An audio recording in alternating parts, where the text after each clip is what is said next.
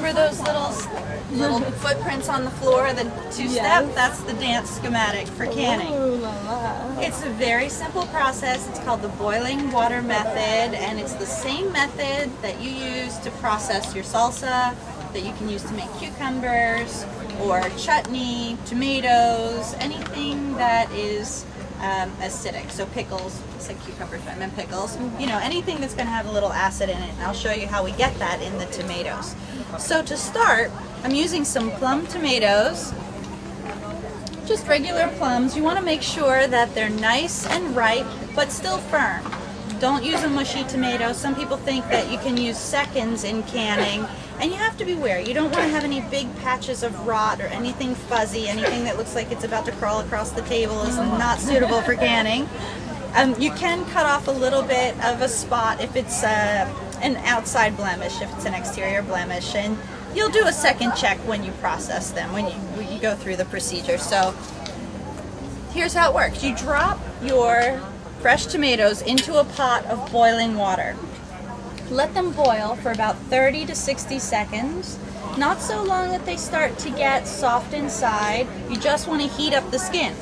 Then have ready a cooler full of ice and plunge the tomatoes into the ice water, and that will cause the skins to crack. The tomatoes, I use a little apple corer. These are very inexpensive. You can get them at the kitchen shop or the hardware store. Just take the core out of your tomato, and oftentimes the skin will come right with it. Core comes out, skin comes off. If you need it, have a paring knife handy, and you can, you know, if you have a little sticky spot of skin that doesn't want to come off, you can just use your paring knife. This is a really good project for you and your friends to do together. Particularly this part. It can be a little time consuming, but it's so worth it when you bring up those cans of tomatoes in the middle of January. You're just going to feel like a drum roll. Okay, so maybe I'll do just a couple more. It takes about 3 pounds of tomatoes to fill up 1 quart. So I want to make sure I have 3 pounds at least, maybe a little bit more, just in case they're faking me out. Have y'all canned before? No. No? It's very simple.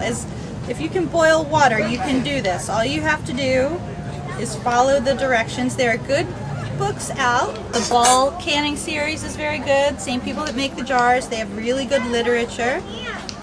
Also, Rodale has very good literature on canning, and there's a good book called Pudding By. They all have good recipes. Don't use your grandmother's recipe, anything that has been handed down. We've improved our methods since then. I have my tomatoes all ready, and this is how we're going to can them. And again, this is the same method you can use for any acidic food that you want to can. Things like meats and vegetables you want to use in a pressure cooker or freeze. So this is a canner.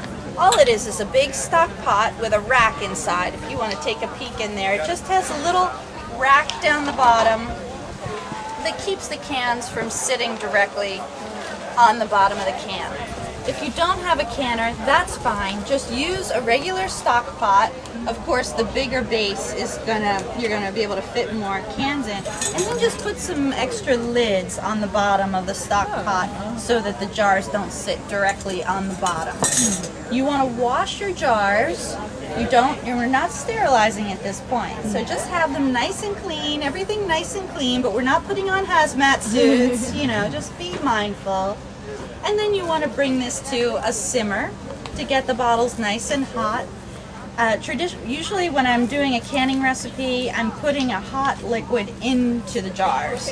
Hot salsa that I've prepared is going to go into the jars, or hot pickles are going to go into the jars, and it helps to put hot to hot together. When your jars are nice and heated, you want to take out your first can of water, tip it into a small bowl like this with your lids. See the lids in here? Now that's not going to sterilize the lids either. The point is not to sterilize them. The point is to get this gummy rim to start softening up, give that a little head start. So I'm just going to put that in there. That's very hot water, and we're going to let that heat up. In the jar, I'm going to add a little extra acid. You see that word comes up a lot in canning. The acid keeps bacterial growth from forming inside the jar. So it's 2 tablespoons of lemon juice. Don't be chinchy with the lemon juice. Make sure it's 2 tablespoons and 1 teaspoon of salt. If you have salt in your diet, it's just for flavor. The salt's just for flavor. The lemon juice is for acidity. Now, don't cut open a fresh lemon and squirt that in, because lemons can have varying acidity, and you want to be very consistent. You can get an organic pasteurized lemon juice and use that, or you can use this. You can use vinegar, but that's going to change the flavor of your tomatoes a little bit. If you're making a salsa, if you're making pickles, those recipes are already going to have enough acid in them, so you don't need to add the additional lemon juice. But here we have it, a little lemon juice, a little salt. Now I'm going to take my peeled and cored tomatoes and just compress them enough to close that little gap. And just start fitting them in the jar. You want to push them so they're snug, but you don't want to completely compress this into a solid mass. I want liquid to be able to circulate. I want to make sure that each tomato gets a little bit of that lemon juice treatment. And you can see that as I push on it, the lemon juice comes up and over my tomatoes. So they're all getting treated with the lemon juice. Kids love this part of the canning process. Oh, this is canning. This is canning, oh. Canning 101. All right.